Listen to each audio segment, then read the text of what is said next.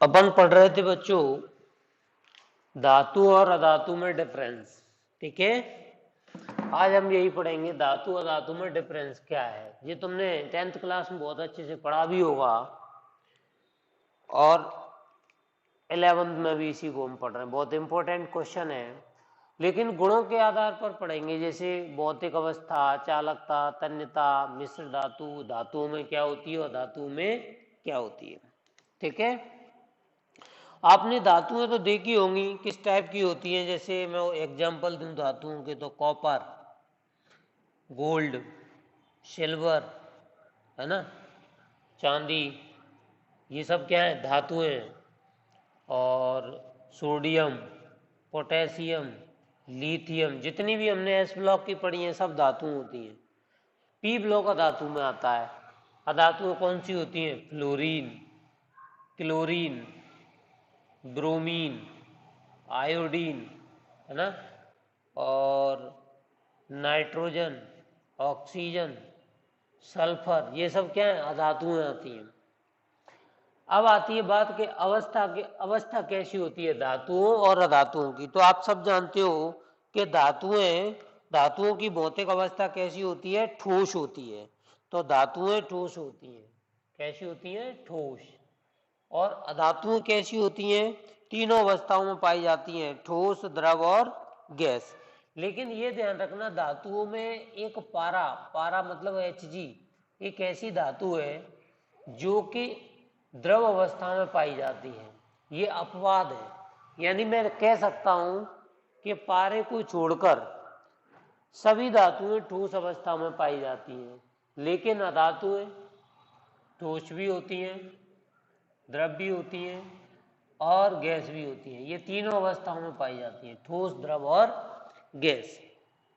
तो ये तो याद रखने वाली चीज है कि धातुएं ठोस, पारे को छोड़कर जब कि धातुएं ठोस, द्रव, गैस तीनों अवस्था में पाई जाती हैं। दूसरी बात आती है चालकता। ऊष्मा और विद्युत की सुचालक होती हैं धातुएं। ऊष्मा कौमा विद्युत की सुचालक होती हैं, सुचालक होती हैं, जबकि ये कुचालक है, कुचालक हैं। लेकिन मैंने आपसे पूछा था कि ये ऊष्मा विद्युत की सुचालक क्यों होती हैं, तो कोई बच्चे ने नहीं बताया था। चलो मैं तुम्हें समझाता हूं कि धातुएं विद्युत की सुचालक क्यों होती हैं, जबकि धातुएं विद्युत की कुचालक होती हैं। देखो ध्यान से, मान लो आपने यहाँ पर एक रॉड ले ली धातु की, कॉपर की ले ली, ये कॉपर रॉड है Cu। ठीक है, धातुओं का गुण होता है इलेक्ट्रॉन त्यागने का। आप सब जानते हो, जो इलेक्ट्रॉन देती हैं वे धातुएं और जो इलेक्ट्रॉन लेती हैं वे अधातुएं कहलाती हैं। ठीक है, इलेक्ट्रॉन त्यागती हैं। जैसे कॉपर है, सोडियम है, पोटेशियम है, कोई सी भी धातु ले लो, लिथियम है, ये सारी की सारी क्या करती है, इलेक्ट्रॉन त्यागती हैं। देख लो, भले ही चेक कर लो, इसका 3 परमाणु क्रमांक, इसका 11, इसका 19 होता है। पहली कक्षा में 2 भरते हैं, दूसरी में 1। सोडियम में पहली में 2, दूसरी में 8 और तीसरी में फिर 1। ये अष्टक पूर्ण करने के लिए 1 इलेक्ट्रॉन त्यागेगी, ये अपने 2 पूरे करने के लिए 1 त्यागेगी। क्योंकि अष्टक पूर्ण करने के इसके पास 2 तरीके हैं, या तो 7 मिल जाए या 1 त्याग दे। 1 त्याग दे तो इसकी बाहरी कोश में कितने इलेक्ट्रॉन बचेंगे, 8। तो ये स्थायी हो गई। और जब ये इलेक्ट्रॉन त्याग देगी तो किस रूप में आ जाएगी, Na+। ऐसे ही कॉपर है, ये इलेक्ट्रॉन त्यागती है, ये इनमें बहुत सारे इलेक्ट्रॉन होते हैं, ये इलेक्ट्रॉन त्यागती है। पर कैसे, मान लो यहाँ पे एक बैटरी लगी है 20 वोल्ट की, और यहाँ से इलेक्ट्रॉन जा रहे हैं। जैसे ये इलेक्ट्रॉनों को क्या देते हैं, धक्का देते हैं, तो फट से इधर से इलेक्ट्रॉन निकल जाते हैं। और परपद पूर्ण होते ही, जैसे ये इलेक्ट्रॉन यहाँ से गया और परपद पूर्ण होते ही ये माइनस और ये प्लस, विद्युत धारा प्रवाहित हो जाती है। चाहे वो कोई सा भी तार हो, कुछ भी हो, यदि परपद पूर्ण हो गया बैटरी का, समझ लो आपके विद्युत धारा प्रवाहित हो गई उस तार में। तो ये तो धातुओं की बात हो गई। यदि मैं इसी की जगह अधातु ले लेता, जैसे मैंने फ्लोरीन ले ली, मान लो फ्लोरीन F, है ना, तो अब F में भी बैटरी जोड़ूंगा मैं, सेम वही प्रोसेस। यहाँ से इलेक्ट्रॉन जाएंगे 20 वोल्ट की बैटरी, इसमें भी इलेक्ट्रॉन होते हैं। इलेक्ट्रॉन इधर धक्का मारेंगे इसको, एक इलेक्ट्रॉन को, तो इधर इलेक्ट्रॉन बाहर नहीं निकलता। ऐसा क्यों हो गया? तो देखो ऐसा इसलिए हो गया बच्चों, क्योंकि ये फ्लोरीन है, कैसी है? अधातु। मैंने कहा टोटल कितने इलेक्ट्रॉन होते हैं फ्लोरीन में? 7 होते हैं। ऑक्सीजन में 8, फ्लोरीन में 9। फ्लोरीन में कितने इलेक्ट्रॉन है? 9। पहली कक्षा में 2 और दूसरी में कितने? 7। बताओ इसके अष्टक पूर्ण करने के लिए कितने इलेक्ट्रॉन की आवश्यकता होगी? 1 इलेक्ट्रॉन की आवश्यकता होगी कि नहीं? हाँ, 1 होगी। तो बताओ ये फ्लोरीन क्या इलेक्ट्रॉन त्यागने की कोशिश करेगा अपने से? नहीं। क्यों नहीं? क्योंकि ये अष्टक के नजदीक है बिल्कुल, जबकि ये अष्टक के आसपास भी नहीं है।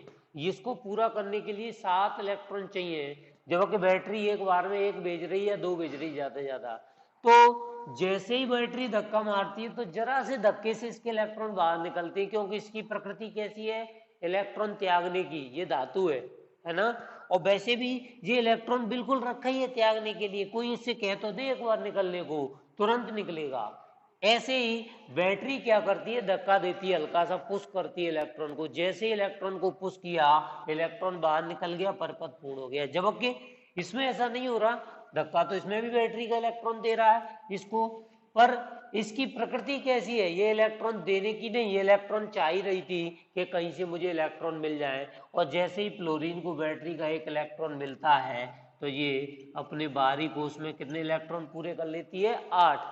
अब किसी की हिम्मत नहीं है कि कोई इसमें से इलेक्ट्रॉन निकाल दे। क्यों? क्योंकि अब ये स्थायी हो चुकी है, पहले से भी ज्यादा स्थायी हो गई है। पहले 7 थे, तब ये चाह रही थी आए आए 1 इलेक्ट्रॉन हो, जैसे ही आया वो और स्थायी हो गई। अब इसमें से इलेक्ट्रॉन नहीं निकल सकते किसी भी हाल में। जब इलेक्ट्रॉनों का परपथ पूर्ण नहीं हुआ तो बताओ आप वो कैसे विद्युत की सुचालक हो सकती है? तो ऐसी अधातुएं क्या होती है? विद्युत की कुचालक होती है, क्योंकि इनमें परपथ पूर्ण नहीं होते, ये इलेक्ट्रॉन नहीं त्यागती हैं, जबकि इनमें इलेक्ट्रॉन त्यागने की प्रवृत्ति होती है। इसीलिए ये ऊष्मा और विद्युत की क्या होती हैं?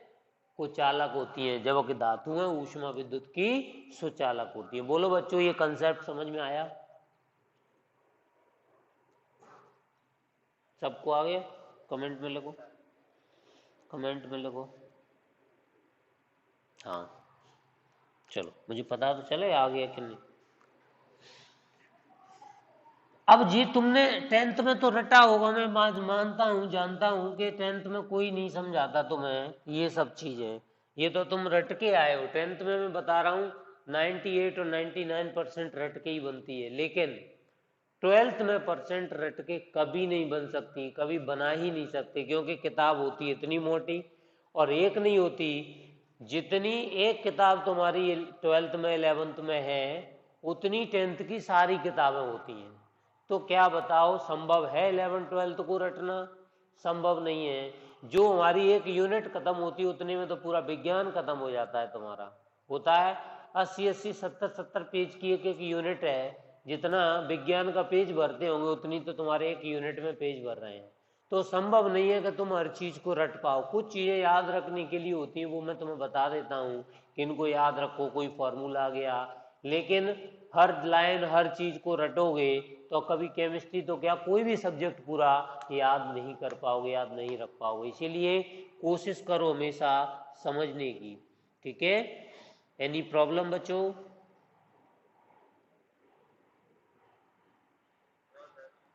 हाँ, अब हमारे 2 पॉइंट समझ में आ चुके हैं, अवस्था और चालकता। अब आती है तन्यता। आप सब जानते हो धातुओं को तार खींचे जा सकते हैं, यानी इनमें तन्यता होती है, लेकिन अधातुएं भंगुर होती हैं। जरा सा आप छोड़ दो तो ये चटक जाएंगी, फूट जाएंगी, जैसे सल्फर और भी बहुत सारी चीजें हैं। कुछ तो गैसें ही हैं, ठीक है, लेकिन इनमें तन्यता का गुण नहीं पाया जाता, ठीक है। अच्छा, मिश्र धातुओं बनाने की क्षमता किसमें होती है? धातुओं में ही होती है, क्योंकि धातुओं से ही मिश्र धातु बनती है, अधातुओं से मिश्र अधातु नहीं बनती, यानी अधातुएं मिश्र धातु नहीं बना सकती कभी भी। आपने देखा होगा कांसा, पीतल, स्टेनलेस स्टील, ये सब काय से बनी होती है, ये सब धातुओं को आपस में किसी निश्चित संगठन में मिला के बनाई जाती है, इसीलिए इनमें मिश्र धातु का गुण पाया जाता है, जो कि इनमें मिश्र धातु का गुण नहीं पाया जाता। नेक्स्ट पॉइंट है आपका गलनांक और क्वथनांक। आप सब जानते हो धातुएं ठोस होती हैं तो उनके गलनांक क्वथनांक भी क्या होंगे, उच्च होंगे, और जो धातुएं द्रव अवस्था में, अधातुएं द्रव अवस्था में या गैसीय अवस्था में, उनके गलनांक क्वथनांक कम होते हैं। ठीक है, तो इनके धातुओं के गलनांक क्वथनांक उच्च होते हैं। एक्सपेरिमेंट भी करोगे तो इनके गलनांक क्वथनांक उच्च आएंगे, इनके निम्न आते हैं।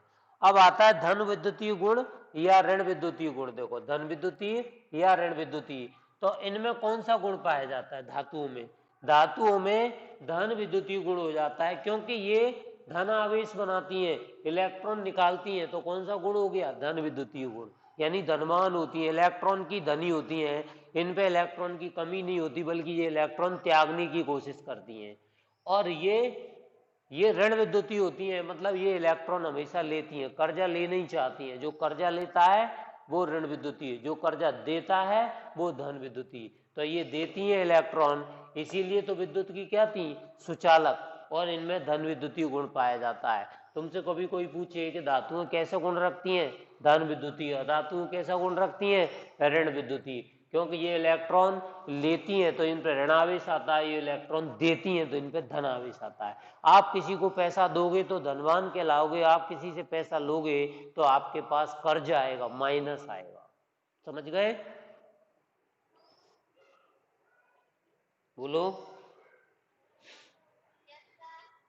हाँ, ठीक है। अब आते हैं रासायनिक गुण। ये तो मैंने 6 तुम्हें भौतिक गुण पढ़ाए। कुछ बच्चे क्या करते हैं, ये अंतर आता है तो सिर्फ भौतिक भौतिक गुण लिख देते हैं। जैसे वो पूछता है कि धातु अधातु में अंतर स्पष्ट करो, तो वो सोचते हैं छोटे छोटे अंतर लिख दो। अरे बेवकूफो, जब उसने गुण पूछे तो एक आध भौतिक लिखो, एक आध रासायनिक लिखो, है ना। अवस्था लिख देंगे, ठोस होती है, द्रव, छोटे छोटे गुण लिख के छुट्टी। वो अपना क्या चाहते हैं, कंटक कट जाए कि बस आ गया, अपन ने कैसे ही लिखना, छोटा मोटा लिख देते हैं। उसका कहने का मतलब ये होता है कि सब तरह के गुण लिखो, थोड़ा देखना भी चाहिए ना कि तुमने अंतर लिखा है, 4 नंबर में आएगा तो 4 नंबर लायक लिखो तो उसे, है ना। तो एक आध रासायनिक गुण भी तुम्हें लिखना पड़ता है। रासायनिक गुण मतलब अम्लों से क्रिया, हाइड्रोजन से क्रिया, क्लोरीन से क्रिया, तो इनमें से कोई एक क्रिया लिखेंगे, धातु की कराएंगे या धातु की। तो देखते हैं अपन, अम्लों से धातु क्रिया करती है तो क्या बनाती है। देखो ये अम्ल है कोई, मान लो मैंने धातु ले ली सोडियम, ठीक है, और अम्ल ले लिया HCl, आप जानते हो हाइड्रोक्लोरिक अम्ल है। इसकी क्रिया जब मैं सोडियम धातु से कराता हूं तो देखो क्या बनेगा, NaCl, नमक लवण, हाँ सोडियम क्लोराइड, और क्या बना NaCl, और हाइड्रोजन निकलेगी H अपन लिखते नहीं है क्योंकि तुमने देखा होगा H कभी भी स्वतंत्र अवस्था में नहीं है, ये हमेशा क्या बना लेगी, H2। तो इसको संतुलित करने के लिए आप तुम देखो यहाँ पे H एक है तो आपको 2 लेने पड़ेंगे, 2H लेते ही क्लोरीन 2 हो गई, 2 क्लोरीन हो गई तो आपको यहाँ पे भी 2 लेने पड़ेंगे, तो सोडियम भी 2 हो गए तो यहाँ पे भी फिर 2 लेने, यानी हर जगह 2 लेने पड़ेंगे। सिर्फ हाइड्रोजन पे कितना मोल रहेगा, 1, इसमें पीछे 2 लगा है ना, इसीलिए इसका 1 मोल रहेगा। तो ये संतुलित है, हालांकि मैं आपको रिएक्शन संतुलित करना सिखाऊंगा। अब देखो अम्लों से क्रिया करके क्या बनाया है इसने, हाइड्रोजन गैस निकाली है। तो हमेशा ये धातुओं का ये गुण होता है कि ये अम्लों से क्रिया करके हाइड्रोजन गैस मुक्त करती है, इसमें लिखा भी है हाइड्रोजन गैस बनती है। और अधातुओं में कोई क्रिया नहीं होती, यानी अधातुएं जैसे फ्लोरीन वगैरह अम्लों से क्रिया नहीं करती, तो यहाँ पर लिख देंगे कोई क्रिया नहीं होती, कोई क्रिया नहीं होती। ठीक है, दूसरा गुण दिया है इसका हाइड्रोजन से क्रिया, तो देखो हाइड्रोजन से क्रिया कराओ जरा। मैंने धातु ले ली सोडियम, सबसे बढ़िया सिंपल धातु है, जल्दी क्रिया कर लेती है सोडियम, इसको मिट्टी के तेल में भी रखा जाता है ना। और हाइड्रोजन से क्रिया करेगी तो हाइड्राइड बनाएगी, देखो NaH, सोडियम हाइड्राइड। लेकिन एक्चुअली में हाइड्रोजन 2 थी तो आपको यहाँ 2 लगाने पड़ेंगे। कुछ बच्चे कह देते हैं सर यहाँ की जगह यहीं लगा देते तो अच्छा होता, यहाँ नहीं लगेगा, मैं तुम्हें आगे जाके समझाऊंगा कि यहाँ हाइड्रोजन में 2 नहीं लगा सकते, आगे ही लगाना पड़ेगा। ठीक है, तो NaH बन गया। ठीक है, 2 Na हो गए, 2 आपने ले लिया, हाइड्रोजन तो ऑलरेडी पहले से ही 2 थे। लेकिन जिस सोडियम हाइड्रोजन से बहुत कठिनाई से क्रिया करता है, हाइड्रोजन से सोडियम यानी धातु है बहुत कठिनाई से क्रिया करती है, जबकि इसमें अधातुओं में जैसे मैंने अधातु सल्फर ले ली और ये यदि किसी हाइड्रोजन से क्रिया करती है, देखो H2 से, तो बनाती है H2S, हाइड्रोजन सल्फाइड बन जाता है। तो ये आसानी से क्रिया कर लेती हैं और क्या बनाती हैं, हाइड्राइड बनाती हैं। ये भी हाइड्राइड है, ये भी हाइड्राइड है, लेकिन ये सहसंयोजक हाइड्राइड है और ये आयनिक हाइड्राइड है। जो आगे जाके मैं तुम्हें 4th यूनिट में बताऊंगा कि सहसंयोजक हाइड्राइड कैसे होते हैं और आयनिक हाइड्राइड कैसे होते हैं। ठीक है, अब आते हैं अपन क्लोरीन से क्रिया, तीसरा पार्ट। क्लोरीन से क्रिया कराओ जरा। जैसे मैंने सोडियम ले लिया और Cl2 से क्रिया कराएंगे, नमक बनेगा NaCl। संतुलन के लिए 2 क्लोरीन है तो आपको 2 लेने पड़ेंगे, 2 सोडियम लेने पड़ेंगे और 2 NaCl बन गया, यानी कि इसको हम कहते हैं क्लोराइड बनते हैं। जब भी कभी क्लोरीन धातु से क्रिया करती है तो क्लोराइड बनते हैं। सोडियम धातु से की है तो सोडियम क्लोराइड। यदि पोटेशियम धातु से कराते, पोटेशियम, तो बनते 2KCl, तो पोटेशियम क्लोराइड हो जाते। ठीक है, जैसी धातु वैसा क्लोराइड आपको मिल जाएगा। अब आते हैं इधर, क्लोरीन से क्रिया अपन अधातु की कराते हैं। हाइड्रोजन एक अधातु है ना, और इसकी क्लोरीन से क्रिया कराते हैं तो बनेंगे, ये हाइड्रोजन की क्रिया कराएंगे 2HCl, यानी सहसंयोजक क्लोराइड बने हैं। ये आयनिक है, ये सहसंयोजक है। मैं तुम्हें बता दूंगा कि आयनिक और सहसंयोजक में क्या अंतर है, कैसे बनते हैं। ठीक है, ये भी क्लोराइड है, ये धात्विक क्लोराइड है और ये अधात्विक क्लोराइड है, क्योंकि इसमें अधातु हाइड्रोजन अधातु होती है और ये भी अधातु अधातु अधातु दोनों क्रिया करके क्या बना लिए, अधात्विक क्लोराइड। तो ये आपके 3 गुण हो गए। अम्लों से क्रिया में, ध्यान रखना, अम्लों से क्रिया में धातुएं क्रिया करती हैं तो क्लोराइड बनाती हैं, ठीक है, और हाइड्रोजन गैस निकलती है। जबकि अधातुओं में ये क्रिया नहीं होती है, हाइड्रोजन से क्रिया में हाइड्राइड बनते हैं लेकिन कठिनाई से बनते हैं। ये हाइड्राइड सहसंयोजक हाइड्राइड आसानी से बन जाते हैं। क्लोरीन से क्रिया में क्लोराइड बनते हैं, जैसे सोडियम की क्रिया से सोडियम क्लोराइड, पोटेशियम की क्रिया से पोटेशियम क्लोराइड, और इसमें अधातुओं में भी क्लोराइड बनते हैं लेकिन वो धातुओं की क्रिया में सहसंयोजक क्लोराइड बनते हैं। ये ध्यान रखना हमेशा कि अधातुएं सहसंयोजक बंध बनाती हैं और धातुएं आयनिक बंध बनाती हैं। अब ये बंध मैं पढ़ाऊंगा, एक 4th यूनिट दी हुई है जिसका नाम है रासायनिक आबंधन या रासायनिक बंध। तो उसमें सब तरह के बंध दिए हैं, आयनिक बंध, सहसंयोजक बंध, उपसहसंयोजक बंध। 3 प्रकार के बंध होते हैं। तीनों प्रकार के बंधों को मैं तुम्हें बहुत अच्छे से समझाऊंगा और पढ़ाऊंगा। बंध ये यौगिक कैसे बनते हैं इनको भी मैं तुम्हें समझाऊंगा। मैंने तुम्हें थोड़ा सा तो बताया ही था कि HCl बनता कैसे है। ये हाइड्रोजन और ये क्लोरीन, क्लोरीन के बाहरी कोश में होते हैं 7। ये इससे इलेक्ट्रॉन लेना चाहता है, ये इससे इलेक्ट्रॉन लेना चाहता है।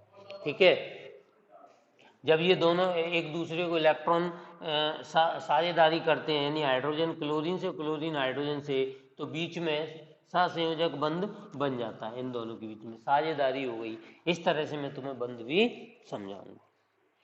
बोलो, धातु अधातु में अंतर याद हो गया पूरा। अब देखो बच्चों, परमाणु भार या परमाणु द्रव्यमान, हेडिंग डाल लो, परमाणु भार या परमाणु द्रव्यमान। ठीक है, परमाणु भार या परमाणु द्रव्यमान, इसकी परिभाषा हम वैसे तो पढ़ चुके हैं। एक परिभाषा ये पढ़ी थी, किसी परमाणु के नाभिक में उपस्थित प्रोटॉनों और न्यूट्रॉनों की संख्या के योग को परमाणु भार कहते हैं। ये हमने पढ़ लिए 2nd यूनिट में। किसी परमाणु के नाभिक में उपस्थित प्रोटॉन और न्यूट्रॉनों की संख्या के योग को परमाणु भार कहते हैं।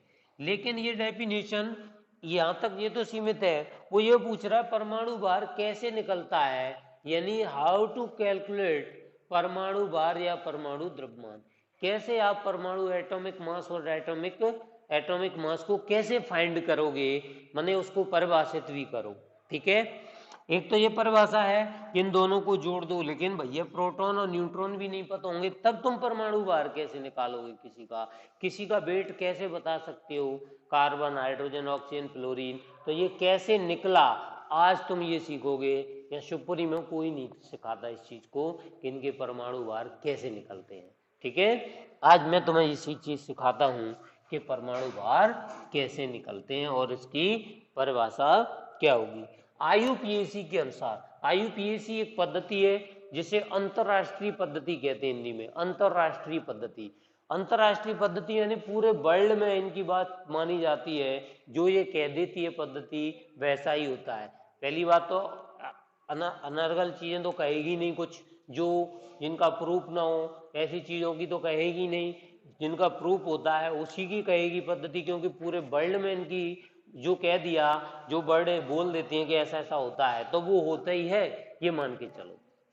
अब देखो, इस पद्धति ने कुछ रूल बना दिए, कुछ नियम बना दिए, तब वो पूरे वर्ल्ड में लागू होंगे, हर जगह लागू होंगे। जैसे आईयूपीएसी, इसका पूरा नाम है international unit pure and applied chemistry, अंतरराष्ट्रीय पद्धति है। ठीक है, इसने क्या कहा था? इसने कहा कि किसी तत्व का परमाणु, किसी भी तत्व का एक परमाणु कार्बन 12 के एक परमाणु के 1/12वें भाग से जितने गुना भारी होता है उसे हम, उस भार को, उस तत्व का परमाणु भार कहते हैं। लेकिन हमें ये परिभाषा ऐसे समझ में नहीं आई, ऐसे पढ़ने से नहीं आई, तो अब इसको हम समझते हैं। देखो, आईयूपीएसी पद्धति ने क्या किया था वो मैं तुम्हें समझाता हूं, देखो ध्यान से।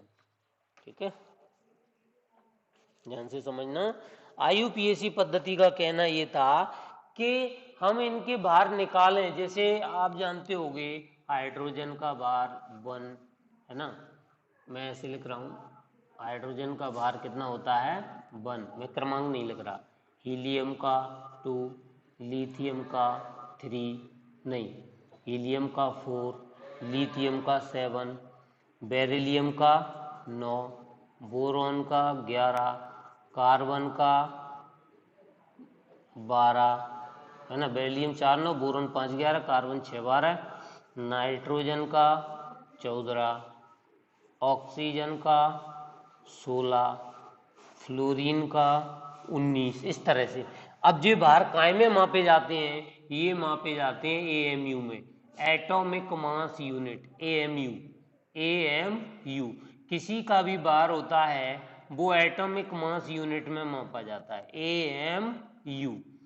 ये यूनिट है इसकी, जो भार की यूनिट है वो क्या है? Atomic mass unit. तो किसी परमाणु का भार, किसी भी परमाणु का, चाहे वो कोई सा भी परमाणु हो, तो अपन सबसे पहला पॉइंट आईयूपीएसी पद्धति में बताया कि किसी भी परमाणु का भार, किसी परमाणु का भार हमेशा मापा जाएगा किसमें? AMU, atomic mass unit, atomic mass unit. ठीक है, किसी भी परमाणु का भार एटॉमिक मास यूनिट में ही मापा जाएगा। ठीक है, अब देखते हैं कि ये एटॉमिक मास यूनिट है क्या।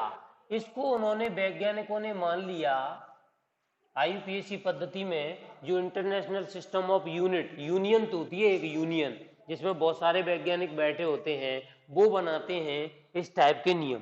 तो उन्होंने क्या किया, एक एमयू की वैल्यू मान ली, एक एएमयू की वैल्यू कुछ मान ली। जैसे एक एएमयू की वैल्यू उन्होंने मान ली, मैं बताता हूं। एक एएमयू बराबर उन्होंने माना कार्बन 12 के एक परमाणु का भार। यानी मैं बताता हूं, कार्बन 12, कार्बन 14 भी होता है, कार्बन 12 के एक परमाणु, कार्बन 12 के एक परमाणु का भार उन्होंने मान लिया, एक परमाणु का भार। कार्बन 12 के एक परमाणु का भार कितना मान लिया उन्होंने? 1 एएमयू। नहीं, कार्बन 12 के एक परमाणु का भार उन्होंने मान लिया 12 एएमयू। कितना मान लिया? 12। मानना तो पड़ेगा, बिना माने कैसे निकल सकता है। देखो, मैं तुमसे कहूं कि मुझे यार एक हाथी का वजन बता दो, तो तुम हाथी का वजन कैसे बताओगे? तुम्हें कोई चीज माननी तो पड़ेगी। 1 किलो का बांट जो होता है, जो लोहे का इतना बड़ा सा टुकड़ा होता है, उसे इंटरनेशनल पद्धति ने, किसी ने इसको माना तो होगा कि इतने बड़े बांट को हम 1 किलो कहेंगे, तो इससे डबल कर लेंगे तो 2 किलो हो जाएगा। तो यदि हम हाथी को एक तरफ चढ़ा दें तराजू पर, दूसरी तरफ उस पर बांट लगाते जाएं 1 किलो के, तो हो सकता है 100 कुंटल हो, 50 कुंटल हो। यानी हम किसी चीज को बिना माने वेट नहीं ले सकते, किसी का भी वेट नहीं निकाल सकते। मैं कहूँ 5 किलो सेब ले आना, कहाँ से लाओगे 5 किलो? तुम्हें 1 किलो तो पता होना चाहिए। अच्छा, किसने देखा कि ये 1 किलो का ही है? वो मान लिया, क्योंकि एक जगह यदि इस पद्धति ने एक जगह बोल दिया, कहीं पे बता दिया कि इतने बड़े बांट को 1 किलो कहते हैं, तो पूरे वर्ल्ड में उस बांट को क्या मान लिया गया? 1 किलो मान लिया गया। अब ये तुलनात्मक बार है, माना गया बार है, कोई एग्जैक्ट तो है नहीं, एग्जैक्ट तो आ ही नहीं सकता, मानना तो पड़ेगा। यदि 1 किलो को मानना पड़ेगा तभी 2 किलो निकलेगा। ऐसे ही हमें किसी न किसी परमाणु का भार तो कंपेयर करना पड़ेगा, मानना तो पड़ेगा। यानी तुल्यांकी भार बोलते हैं, तुल्यांकी। यानी हमने मान लिया, तुलना कर ली ऐसे कि एज्यूम कर लिया कि कार्बन का चलो 12 मान लेते हैं, कार्बन का 12 है, तो उस कार्बन से हम सबके निकाल सकते हैं, क्योंकि एक का भार पता हो तो हम सबके भार निकाल सकते हैं। कैसे? देखो, ये चीज समझ में आई? चलो और तरीके से समझाता हूँ। कार्बन को ही क्यों माना इन्होंने, और किसी को क्यों नहीं माना? बहुत सारे तत्व थे, हाइड्रोजन मान लेते, ऑक्सीजन मान लेते, माना था पहले हाइड्रोजन ही माना उन्होंने। पहले माना था हाइड्रोजन एक के एक परमाणु का भार 1 AMU, हाइड्रोजन माना था उन्होंने। लेकिन वो सबको सेटिस्फाई नहीं कर पा रहा, माने सारे भार हाइड्रोजन से नहीं निकल पा रहे थे। कारण क्या था? हाइड्रोजन एक आवारा तत्व है, और ऐसा आवारा तत्व है जिसके समस्थानिक बहुत ज्यादा है। 3 समस्थानिक तो हम नहीं पढ़े हैं, प्रोटियम, ड्यूटीरियम और ट्राइटीरियम। तो हाइड्रोजन को पहले इन्होंने माना था कि हाइड्रोजन की एक परमाणु का भार 1 AMU मान लेते हैं, आसान है, 12 की जगह 1 हाइड्रोजन का मान के और कर लेते हैं। लेकिन हाइड्रोजन सबको सेटिस्फाई नहीं कर पा रहा था, है ना। तो फिर उन्होंने ऑक्सीजन को देखा कि चलो ऑक्सीजन को मान लेते हैं, ऑक्सीजन ज्यादा क्रियाशील होता है, इसीलिए ऑक्सीजन को भी नहीं माना। फिर उन्होंने कार्बन देखा। मैं तुमसे कम, देखो ध्यान से, तुम्हारी क्लास में तुम किसको मॉनिटर बनाना चाहते हो? ये मॉनिटर है कार्बन। तुम अपनी क्लास में कैसे बच्चे को मॉनिटर बनाना चाहोगे? ऐसे बच्चे को बनाना चाहोगे क्या जो जिसके भाई बहन बहुत सारे पढ़ते हों? क्या ऐसे चाहोगे? वो उनका पक्ष लेगा। यदि उसके भाई बहन का मतलब जिनके समस्थानिक ज्यादा होते हों, वो भाई बहन कहलाते हैं। समस्थानिक, एक का भार जैसे 1 है, दूसरे का 2, दूसरे का 3, तो वो भाई बहन हो गए। यानी क्या ऐसे बच्चे को मॉनिटर बनाओगे? जिसके भाई बहन है, नहीं बनाओगे। आप कैसे बच्चे को चाहोगे? जो पूरे बच्चों को संभाल सके, जिसमें ये क्षमता भी हो कि किसी को कुछ दे रहा हो, किसी से कुछ ले रहा हो तो झगड़ा करने की प्रवृत्ति बहुत कम हो, है ना, सबको समझाने की। कार्बन में वही कारण है, कार्बन में की संयोजकता होती है 4, इसको 8 पूरे करने के लिए 4 ले भी सकता है और 4 दे भी सकता है, क्योंकि उसको लेने और देने में बराबर दिक्कत होती है। कार्बन एक बीच का तत्व है, 4 लेने से और 4 देने से ये स्थायी हो जाता है। जबकि हाइड्रोजन में ऐसा नहीं है, हाइड्रोजन के समस्थानिक भी ज़्यादा हैं, ये आवारा तत्व है, मतलब ये पहले ब्लॉक से भी क्रिया करता है, ये धातुओं के गुण भी रखता हो या धातुओं के गुण भी रखता है, ठीक है, इसीलिए इसका कोई स्थान नहीं है। ऑक्सीजन को क्यों नहीं रखा? ऑक्सीजन ज़्यादा क्रियाशील होती है इससे बहुत ज़्यादा, और सिर्फ ये 2 इलेक्ट्रॉन लेना ही चाहती है, यानी इस पर लेने की प्रवृत्ति ज़्यादा है, देने की प्रवृत्ति इसमें नहीं है, तो ऑक्सीजन को भी उन्होंने हटा दिया। माने थे पहले बार, निकाले लेकिन नहीं निकल पा रहे। अब बहुत सारे तत्व इकट्ठे हो गए लेकिन उनके भार पता नहीं चल रहे कि किसका भार क्या हुआ। तो उन्होंने क्या किया? सबसे पहले उन्होंने देखा हाइड्रोजन से नहीं निकले, ऑक्सीजन से फिर नहीं निकले, फिर उन्होंने कार्बन 12 के एक परमाणु का भार मान लिया 12 AMU। जैसे कि हम 1 किलो के बांट को इतना बड़ा मानते हैं तो 2 किलो का कितना हो जाता है? उसका डबल हो जाता है। ऐसे ही कार्बन को उन्होंने क्या मान लिया? 12 AMU मान लिया। तो 12 AMU मान लिया, तो 1 AMU का मान बताओ क्या होगा? 1 AMU बराबर होगा, 1 AMU बराबर क्या होगा? देखो 12 AMU कार्बन के एक परमाणु का भार है, तो 1 AMU बराबर बताओ क्या होगा? कार्बन 12 के एक, हाँ हाँ नहीं दिख रहा, एक सेकंड एक सेकंड एक सेकंड एक सेकंड देख रहा हूँ। कार्बन 12 के एक परमाणु का भार अपॉन 12। कार्बन 12 के एक परमाणु का भार कितना दिया है, 12 AMU। तो एक AMU बराबर क्या होगा बताओ, ये 12 का इसमें भाग लग जाएगा, कार्बन 12 के एक परमाणु का भार बटे 12। जी हमारी वैल्यू आ गई एक AMU की। जब मैं तुमसे बात करूं कि एक AMU बराबर ये है, तो बताओ मैं तुमसे कहूं कि ऑक्सीजन, ऑक्सीजन कितना होता है, ऑक्सीजन का 8 होता है, तो बताओ ऑक्सीजन का भार कितना होगा। जैसे मैंने कही ऑक्सीजन 8 AMU है, तो इसका भार कितना हो गया, इस भार का ये कितना 8 गुना आया होगा। जैसे मुझे नाइट्रोजन का निकालना है, नाइट्रोजन का भार, तो नाइट्रोजन का भार निकालने के लिए इससे मैंने तौला, और तौल तौल के मैंने देखा कि नाइट्रोजन का भार निकला इसके भार से कितना, 14 गुना भारी निकला, 14 गुना। तो 14 गुना भारी निकला, इसका मतलब नाइट्रोजन का भार कितना हो गया, 14।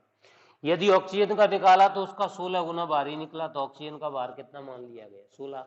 यानी इसी भार से हम सबके भार निकालते गए और गुना करते गए। जैसे मुझे एक हाथी का वेट लेना है, तो हाथी के वेट के लिए मुझे 1 किलो के बांट चढ़ाते जाओ देखते जाओ, और यदि हाथी 1 किलो के बांट से 1000 गुना निकला तो उसका वेट कितना हो गया बताओ, 1000 किलो हो गया कि नहीं।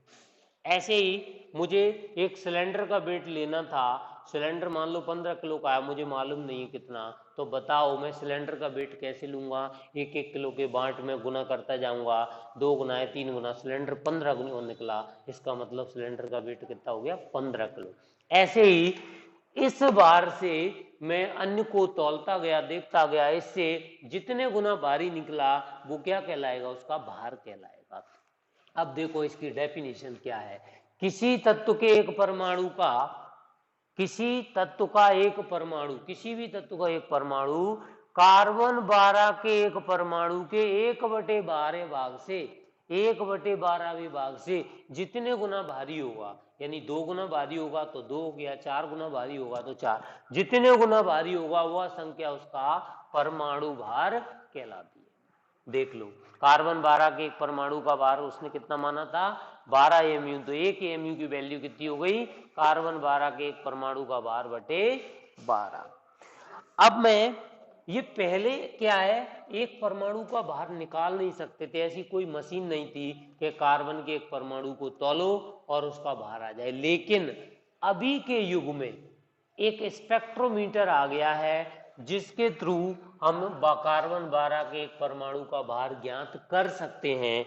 तो मैं यहां लिख रहा हूं कि मास स्पेक्ट्रोमीटर द्वारा, एक मास स्पेक्ट्रोमीटर अब आ चुका है, मास स्पेक्ट्रोमीटर, मास स्पेक्ट्रोमीटर द्वारा अब कार्बन 12 के एक परमाणु का भार, कार्बन 12 के एक परमाणु, एक परमाणु का भार अब आ चुका है, पहले नहीं था, आ चुका है। कितना भार होता है ये मशीन द्वारा बताया गया, 1.99 इंटू 10⁻23 ग्राम्स होता है। कार्बन के एक परमाणु का भार अब मास स्पेक्ट्रोमीटर से कितना निकल के आ चुका है, लेकिन पहले ऐसे ही निकाले थे, सारे भार गुना कर करके ही निकाले थे, लेकिन अब इस मशीन से एग्जैक्ट आ चुका है, इतना होता है कार्बन के एक परमाणु का भार।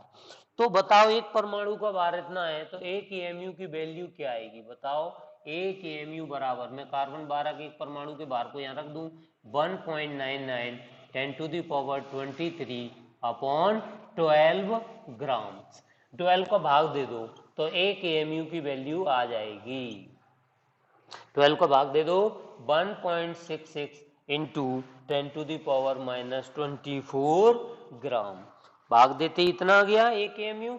और एक AMU बराबर ये 1.66 10⁻24 को वैज्ञानिकों ने ऐसे लिख के बताया 6.022 10⁻23 होता है ग्राम।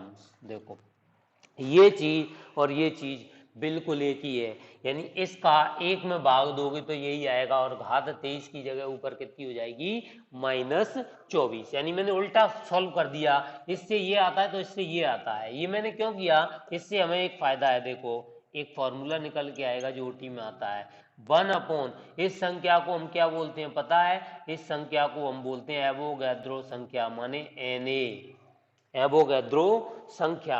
ये कितनी आ गई, इतने ग्राम, बराबर एवोगैड्रो संख्या Na को हम क्या बोलते हैं, मोल भी बोलते हैं। ऊपर क्या है, ग्राम, ऊपर क्या है, ग्राम, नीचे क्या है, मोल। तो 1 AMU की वैल्यू आ गई ग्राम, ग्राम प्रति मोल।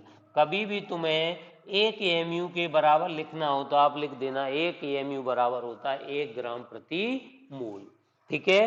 अब मैं जैसे तुमसे कहूं कि मुझे ऑक्सीजन का ग्राम में और AMU में बार बताओ, तो तुम कहोगे सर ऑक्सीजन का 16 AMU बार होता है। मैं कहूँ यार AMU में नहीं, मुझे ग्राम में बताओ, तुम कहोगे सर 16 ग्राम प्रति मोल होता है, कहोगे कि नहीं। इसको मैं क्या लिखूंगा, 16 AMU। 16 AMU का मतलब है ऑक्सीजन के एक परमाणु का भार है। ये क्या है बेटा, ऑक्सीजन के एक परमाणु का भार है, ऑक्सीजन के एक परमाणु का भार है। ये क्या चीज है, ये भी ऑक्सीजन के एक परमाणु पर, इसमें मोल में बताना है आपको, तो इसमें लिखोगे आप 1 मोल ऑक्सीजन का भार है, 1 मोल ऑक्सीजन O का भार है। ये 1 मोल का बोलोगे या ग्राम में है तो एक ऑक्सीजन परमाणु का भार है, यानी कि 1 AMU में तो एक ऑक्सीजन के एक परमाणु का भार है और ये 1 मोल ऑक्सीजन का भार है। अब डेफिनेशन समझो, किसी तत्व का एक परमाणु, किसी भी तत्व का एक परमाणु ले लो, कार्बन 12 के एक परमाणु के 1/12वें भाग से, कार्बन 12 के एक परमाणु के 1/12वें भाग से जितने गुना भारी होगा, 10 गुना भारी तो 10 हो गया, 5 गुना भारी तो 5 हो गया, जितना गुना भारी होगा उस संख्या को उसका परमाणु भार कहते हैं। बोलो ये डेफिनेशन समझ में आई क्या, नहीं समझाऊं,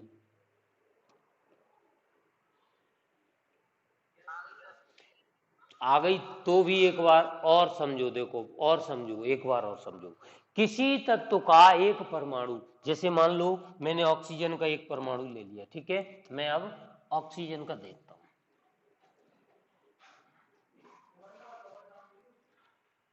जैसे मैं यहां से लिख रहा हूं ऑक्सीजन का एक परमाणु, ऑक्सीजन, ऑक्सीजन का एक परमाणु, ऑक्सीजन का एक परमाणु, किसी तत्व का एक परमाणु, कार्बन 12 के एक परमाणु के 1/12 भाग से, कार्बन 12 के एक परमाणु के 1/12 भाग से ये कितने गुना भारी निकला, एक परमाणु का भार मान लो 16 गुना भारी निकला। तो बताओ इस बार से ये बार 16 गुना भारी निकला, तो तुम खुद कह सकते हो कि ऑक्सीजन के एक परमाणु का भार कितना हो गया, 16 गुना, इसलिए 10 गुना भारी निकलता इस बार से तो 10 हो जाता, जितने गुना भारी निकलेगा उसी को हम कहते हैं उसका परमाणु भार। डेफिनेशन में देखो, उदाहरण में नाइट्रोजन का परमाणु भार मैं कह रहा हूं 14 AMU आया, मान लो 14 AMU, इसका अर्थ क्या है, इसका अर्थ है कि नाइट्रोजन का एक परमाणु कार्बन 12 के एक परमाणु के 1/12 भाग से 14 गुना भारी होता है, इसीलिए हम कहते हैं कि नाइट्रोजन का परमाणु भार 14 है। अब देखो एक और इसी से मिलती जुलती डेफिनेशन है, अणु भार या आणविक द्रव्यमान किसे कहते हैं, अणु भार, तो उसकी डेफिनेशन भी यही हो जाएगी। देखो अणु भार की डेफिनेशन, किसी तत्व का एक अणु, परमाणु की जगह क्या लिख दोगे, एक अणु कार्बन 12 के एक परमाणु के 1/12 भाग से जितने गुना भारी होता है उसे हम उसका अणु भार कहते हैं। जैसे मैं तुमसे कहूं CO2 का अणु भार मान लो कितना, देखो कार्बन का होता है 12 परमाणु भार, ऑक्सीजन का होता है 16 परमाणु भार, वहीं ऑक्सीजन कितने 2, तो टोटल देखो कितना आ गया 12 + 16 दूनी 32, कितना आ गया ये 44 AMU। तो अब मैं इसको डिफाइन कैसे करूंगा, 44 AMU है, इसका अर्थ क्या है, मैं कहूंगा कि जैसे CO2 का अणुभार 44 है, इसमें नाइट्रोजन का 14 था, तो मैं कहूंगा CO2 का अणुभार 44 है। इसका अर्थ है कि CO2 का एक अणु कार्बन 12 के एक परमाणु के 1/12 भाग से 44 गुना भारी है। तो डेफिनेशन अणु भार और परमाणु भार में कोई खास अंतर नहीं, इसी में से बन जाती है। देखो, किसी तत्व का एक परमाणु, इसमें एक परमाणु बढ़ आ रहा है, उसमें क्या आएगा, किसी तत्व, और तत्व नहीं होगा किसी यौगिक, क्योंकि अणु यौगिक में बनते हैं, तत्व परमाणु में होते हैं। तो किसी यौगिक का एक अणु कार्बन 12 के एक परमाणु के 1/12 भाग से जितने गुना भारी होगा उसे इसका अणु भार कहते हैं। कुल मिला के चाहे आपको अणु का भार चाहिए, चाहे आपको परमाणु का भार चाहिए, तौलना किससे है ये देखो, किससे तौलोगे। आपको मैं चाहे सेब मंगाऊं, चाहे केले मंगाऊं, चाहे अंगूर मंगाऊं, आप तौलोगे किससे। आपने 1 किलो का एक बांट मान रखा है, मानक है, वो स्टैंडर्ड बना दिया उसको, तो आप उसी से तौल तौल के दोगे, चाहे मैं कुछ मंगाऊं। ऐसे ही मैं चाहे अणु का भार निकलवाऊं, चाहे परमाणु का भार निकलवाऊं, आप तौलोगे किस चीज से, तौलोगे कार्बन 12 के 1/12वें भाग से, यानी कार्बन 12 का भाग और उसमें 12 का भाग लगेगा। ये आपने क्या बना लिया, एक स्टैंडर्ड बना लिया। हमेशा एक तरफ ये चीज रखोगे और एक तरफ दूसरी रखोगे। अब ऐसी ऐसी चीजें यदि आपने मान लो 44 रख दी, तो अब वो 44 गुना हो गया। कैसी कैसी चीजें, ऐसी कार्बन 12 के एक परमाणु का भार बटे 12, जी एक स्टैंडर्ड मान लिया, कार्बन 12 के एक परमाणु का भार बटे 12। इसको आपने एक तरफ रखा और दूसरी तरफ आपने मान लो CO2 रख दिया, और CO2 का भार इधर देखा, आप इधर रखते गए रखते गए रखते गए, तो इसका भार हमने, मतलब ये कितने अणु लेने पड़े हमें, इसको तौला CO2 को, तो इसके 44 अणु लेने पड़े। इसका मतलब हम समझ गए कि CO2 का अणु भार कितना गुना हो गया, इसके भार से 44 गुना भारी हो गया। हम समझ गए कि CO2 का अणु भार 44 है। मान लो मुझे हाथी का वेट लेना था, ठीक है, और मान लो ये स्टैंडर्ड को मैंने 1 kg बना लिया, ठीक है, इसको, और मुझे हाथी का वेट लेना है, तो यहाँ पे मैं 1 किलो के बांट बढ़ाते बढ़ाते मान लो मैंने 1000 बांट लगा दिए, तो बताओ हाथी का वेट क्या हो गया, 1000 किलो हो गया कि नहीं, 1 टन हो गया। ऐसे ही एक स्टैंडर्ड बना लिया, इसी से हम अणु भार निकालेंगे, इसी से हम परमाणु भार निकालेंगे। बोलो बच्चों, समझ में आ गया अणु भार भी। और भी आगे समझाऊंगा मैं अणु भार को, चिंता मत करो। हालांकि सिर्फ मुझे इतना इसलिए समझाना पड़ा इस लाइन को समझाने के लिए, क्योंकि ये लाइन तुम्हें मैं नहीं समझाता इतना सारा, तो ये तुम्हें रटनी पड़ती।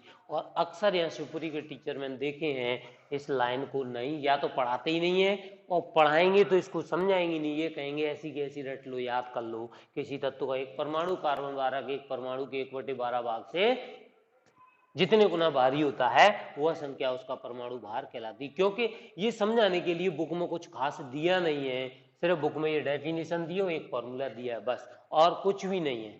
ये सब समझाने के लिए बनाना पड़ता है कि आपको किस तरह, जैसे मैंने आपको मॉनिटर की कहानी सुनाई, मैंने आपको 1 किलो का स्टैंडर्ड बनाया, 1 किलो के उस स्टैंडर्ड से मैंने इसको समझाने की कोशिश की, इस तरह से ये समझ में आता है, ठीक है। अरे अपन कहते हैं जैसे दर्जन, तो एक दर्जन में 12 चीजें, ये भी तो मानी है ना अपन ने। तो बिना किसी चीज को माने, अपन बिना किसी को स्टैंडर्ड बनाए अपन आगे उसे कर ही नहीं सकते। अब एक दर्जन में हम जानते हैं कि 12 चीजें होती हैं, तो मंगाओ, क्या मंगाते हो, पेंसिल मंगाओ 24, मैं कहूंगा 2 दर्जन ले आना, तुम 24 लेके आओगे। क्यों, तुम जानते हो कि एक दर्जन में 12 है, सर ने 2 दर्जन बोली है, तो मैं 24 पीस लेके जाऊंगा, ठीक है, तो आपने दोगुना कर दिया उसका। ऐसे ही होता है, किसी भी चीज को हल करना है तो उसको कुछ न कुछ मानना पड़ता है। ऐसे ही वैज्ञानिकों ने आपके किलो बनाए, ऐसे ही आपके दर्जन बनाए, ऐसे ही ये बनाए। केमिस्ट्री में दर्जन की जगह मोल बनाए, मोल। जैसे मैं कहूँ 1 मोल में कितने कण पाए जाते हैं, आप कहोगे 6.022 10⁻23 कण पाए जाते हैं 1 मोल में। मैं तुमसे कहूँ 1 मोल सोडियम का भार, 1 मोल सोडियम में कितने कण है, तो तुम बोलोगे कि 6.022 10⁻23 कण है। मैं कहूँ 2 मोल में, आप उसको दोगुनी कर दोगे, 3 मोल में तिगुने कर दोगे। ऐसे ही आप दर्जन को दुगना करते हो, सेम वैसे ही इसमें मोल को भी दुगना तिगुना कर सकते हैं।